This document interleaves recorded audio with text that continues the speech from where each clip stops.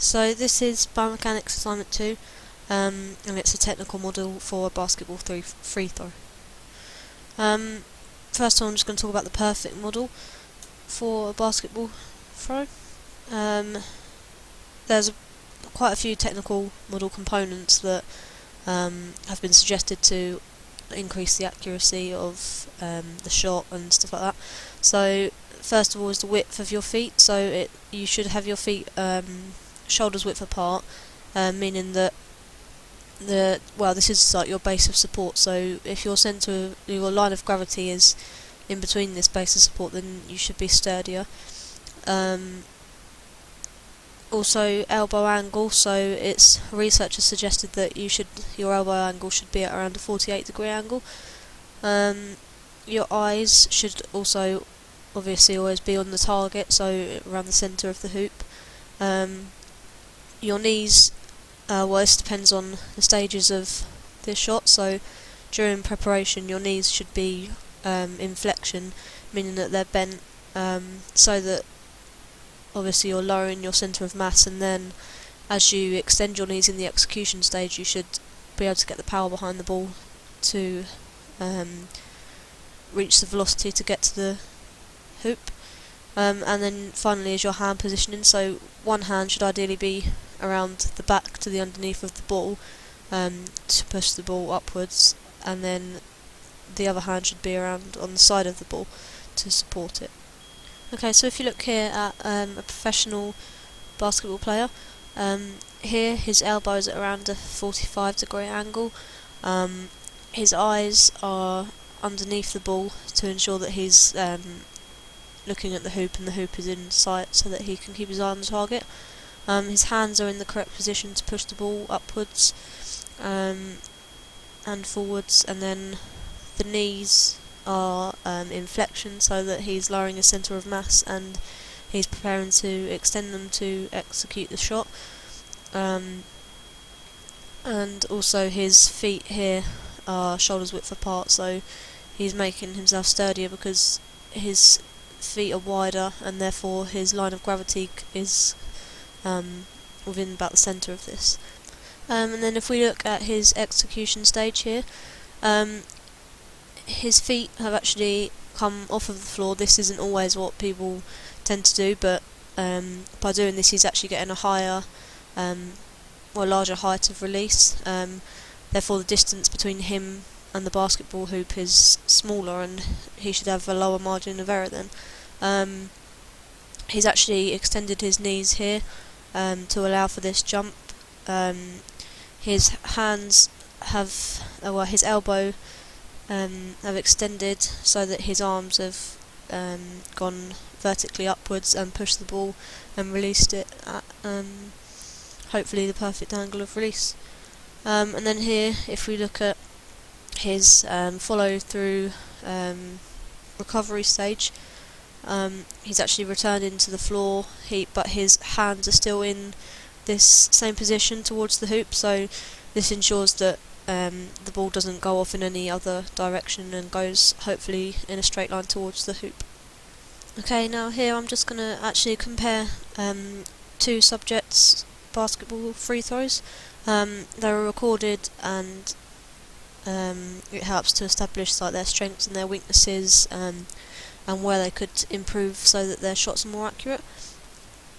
Subject 1 actually has a lot of experience. He plays for sort of local teams and his college team, and therefore has had like a lot of training and has a lot of knowledge on the game. He's actually a power forward, meaning that he's quite an offensive position, so shooting and rebounding and things like this are one of his main and vital roles. Subject 2 then has actually basically the opposite of this, has a lack of experience and has only ever played in sort of situations where she's had to play, so at school, like in the curriculum and things like that. This means, this equates to sort of a lack of knowledge. She's not really sure on rules and the best ways to perform a shot and things like this, but ideally we'll be aiming for an offensive position. Okay, so here if we look at both subjects' preparation stage, and we'll be able to sort of look at areas for improvement to allow for a more accurate shot. Subject A here, who has more experience, as you can see his eyes are sort of on the target, so the hoop is in sight so that he knows where he's aiming for. The same here for subject B, who's a lack of experience, still has her eyes on the target. If we look at the positioning of the hands, however, Max with more experience has his elbow at around a 45-degree angle, and his hands are in the perfect position that they should be. When comparing this to the professional player that we looked at in the last slide. However, for Morgan here, she's got her hands both on the back of the ball as if she's going to chest pass the ball, and her elbow angle is actually lower down here and is not upwards in the shape that subject A has got his. Next is their elbow is there. Next is their knees then, so both knees are actually in flexion. Max perhaps is lower than Morgan here, meaning that his centre of mass is much lower, and he should be perhaps more sturdier, and then when he executes the shot, will hopefully extend these to produce a lot of power behind the ball. And finally, just their feet, both shoulders width apart, but Morgan's maybe could be a lot more to widen her base of support to make her in a sturdier position. Next is the execution stage. So first of all, we're looking at the hands and the extension of the elbow. As you can see, both elbows have been extended, but the angle was a bit different. So Max's is more vertically upwards rather than upwards and forwards, and the hand is into this position as he's flicked the ball so that it comes down into the hoop. Morgan, however, has used more of a chest pass type throw, so both hands were behind the ball and pushed it more forwards rather than a hand underneath the ball, which would allow the ball to travel upwards. Both still have their eyes on the hoop, which is a strength, because you should keep your eye on the ball and where it's travelling until the ball actually makes contact with the hoop. Their knees have both extended to generate power for the ball to be released. And here both feet have actually gone into plantar flexion, which isn't always everyone's technique, but they've both chosen to use this to get extra height on the ball. This is the follow-through recovery stage. So first of all, we're looking at the hand and the arm positioning.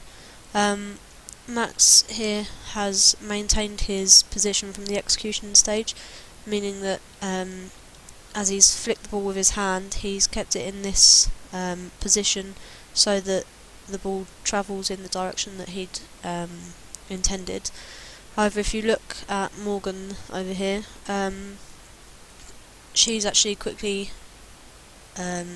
brought her arms back to the initial position, and this could have equated to a movement that she didn't quite intend to do. Their eyes, however, are still on the hoop, ensuring that the ball is going towards the target that they aim to.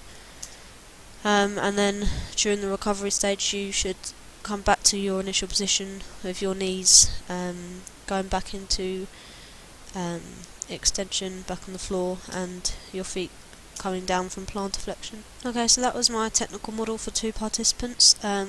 This will be used along with notational analysis and research on numerical models to establish ways to improve their shooting accuracy, and hopefully ensure that they are improving their performance.